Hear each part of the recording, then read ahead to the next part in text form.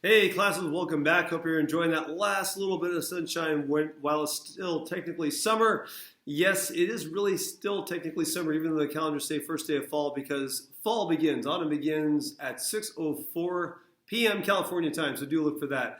I'll try and talk extra loud since I don't have my speaker attached because I need to write on the board here. A lot going on the board behind me, and I'll try and keep our wrap up to 10 minutes. So here we go. Tomorrow, don't forget your moon observation is due. Here's mine. And if you look at the moon observation sheet I gave out in class, you can use that one or your own sheet. That's fine with me. What we're looking, of course, to do is make predictions based on the current and the past phases of the moon. We'll also learn all the names of those phases, but right now we're looking at purely the observation of how the moon changes seen from night to night in our sky. Right now it's a little crescent just next to the sun. It's gorgeous. Also, what should have gone into the students' notebooks today was this right here, really just to reinforce the inside of a helium atom. And basically we're talking about how hydrogen in the sun gets fused to form helium.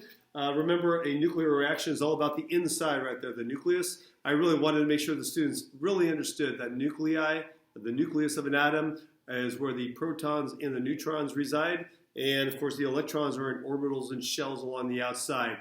Regarding the orbitals and shells, you get into more detail on those in 8th grade and high school. I'm certainly happy to go through it with students.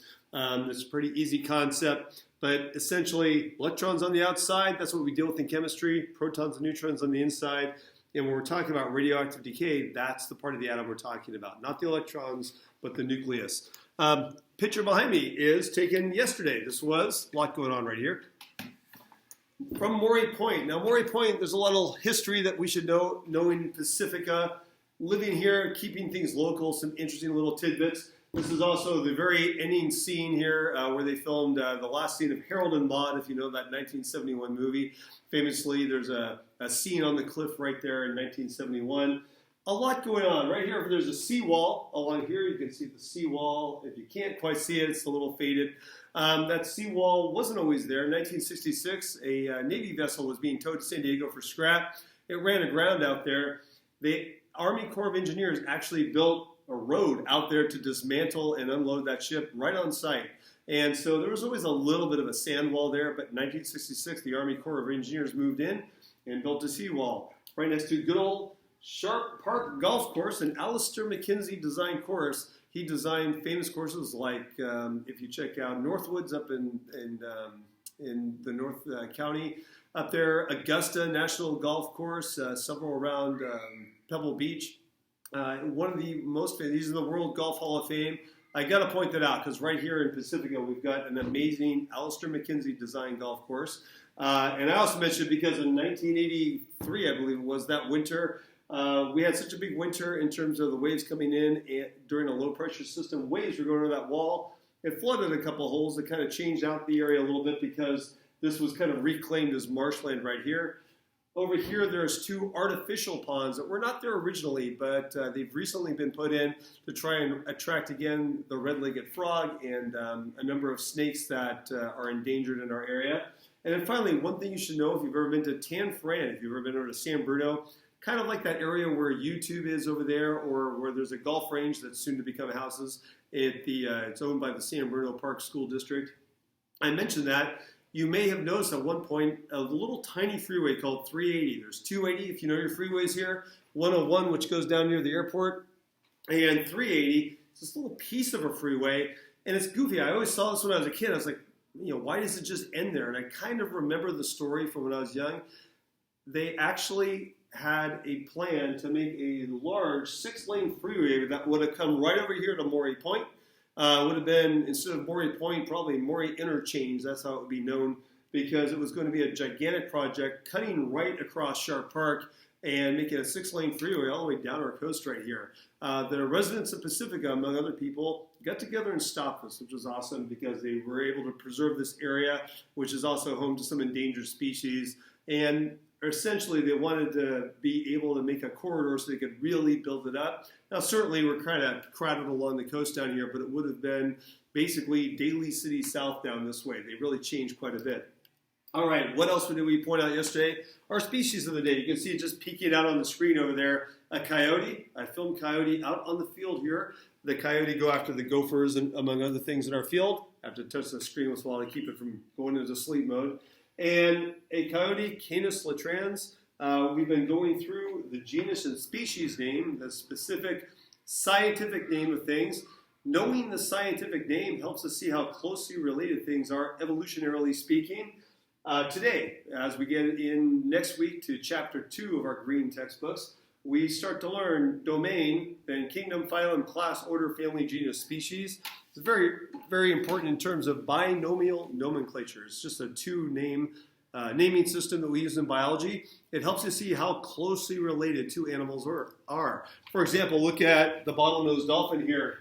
All the way down to here, Mammalia, we have the same domain, kingdom, phylum, and class as a bottlenose dolphin. Finally, when you get down to Cetacea, we branch off from them at this point. We are in the primate category. Domain was relatively recently. When I was middle school, high school, they did not teach domain. Domain really only came into use in 1990. That really had to do with distinction between, and we'll learn about the different types of small cells, eukaryotic and prokaryotic cells, and especially when they found some extremophiles, some bacteria that can live in extreme environments. Let me turn off the screen for just a second, do a quick review of what we're doing tomorrow. Remember, tomorrow we have an open note quiz. The open note quiz will really focus mainly on the key terms in our notes over the last 5 weeks in class. If you've been keeping up with your notes, should be a piece of cake. If you look at, again, what the students were asked to write down in class today, domain, kingdom, phylum, class, order, family, genus, species. Sometimes there are subspecies. There's actually suborders and subfamilies too sometimes. But again, we're looking for the big naming system so that we can tell how closely two organisms are related. That way we can tell how closely they're related in terms of evolution. We talked earlier in the year, for example, about Aristotle. Sorry, we kind of bagged on Aristotle a little bit because he did not use the scientific method, wasn't around yet. He was the one who had said that heavier objects fall faster than lighter objects. But that's where Aristotle gets a reprieve in here. He's one of the people that started us down this organizational system. Now, in his original organizational system of all living things, for example, he would have fish and whales in the same category. Obviously, you know that whales are mammals and fish are not. And so we have a more refined system now, but he got us kind of going down that route. These notes right here go along with that handout, which I'll reach again. Again, reinforcing what we did on the inside of an atom. We, again, need to know a little bit about the inside of an atom because when we get into proof of evolution, proof of natural selection, and the age of our planet, we have to understand radioactive decay. That comes with an understanding of what's inside an atom. And then also the sun, which powers all life on Earth. You have the helium being produced from the fusing of hydrogen going on right now in our sun for two different reasons. One, you've got a tremendous amount of gravity bringing everything together. That's the main driver of it. But also we need to know a little bit as we go in later on to our atmosphere and weather, the gas laws. For example, as you take a gas and compress it, it gets hotter. The kinetic energy goes up overall for that volume. If you look at a gas, for example, if you've ever played like an airsoft game, you get those little tiny CO2 cartridges. As you use them up, you might notice they get colder. The gases are expanding and it's making that container cold. As you compress the gas, it gets warmer. This is why you see the fog on the hills around here. As it dips down again, the air pressure goes up, the gas gets warmer. You see the fog kind of go away. It always looks like the fog is advancing over the hill. When I grew up in Millbrae, you could always see the fog constantly like pouring over the hill, but a lot of times it never looks like it really reaches you. And as a kid, I used to see like, well, the fog's coming. Oh, that's still on its way. It never looks like it totally reaches San Marino sometimes. That's because as it dips down again, the air pressure increases. The air pressure increases, the temperature goes up. As it goes up the hills, you've got the air pressure dropping, less atmospheric pressure on top of you. As it drops, it cools off, you get the fog forming. So those are important things that we learn about in here when we go into atmosphere and our Earth systems. And then finally, the last little thing that we did today in class, and let me change the board to this. We saw just a tiny, tiny bit more from Twisting the Dragon's Tail, the Derek Muller special on radiation. That was our observation of Canis latrans. Oh, by the way, where I have the three little dots, that means students are to fill it out. Of course, I was asking, how can you identify this species as a predator? Certainly, the eyes in the front. You've got the stereo vision in the front. You've got the ears frontally oriented, listening for any kind of sounds, particularly listening for things like gophers under the ground. They can leap on them then. And we also talked about the canines, the teeth. You can tell a lot about an animal's diet by checking out their teeth.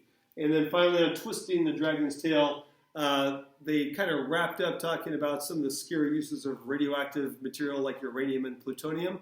And then they start talking about the peaceful uses, if you will. In other words, things like medicines, using radioactive isotopes in deep space probes. And when we see Matt Damon stuck on Mars, he uses the radioactive isotope of a decaying element to stay warm because he has to find some way to keep this little craft that he's in, this little rover that he's in, warm while he does more and more exploring on Mars, trying to survive on a diet of potatoes. So we'll see that next week. All right, that's where I'm going to leave it today. Don't forget, open note quiz tomorrow. Please have your quiz notes available, your open notes available, and please remember to turn in your moon observation right here. Make sure you have your moon observations that you did.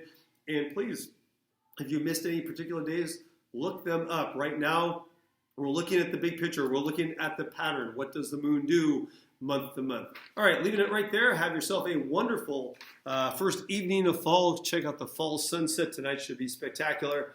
I'll see you online. Bye-bye.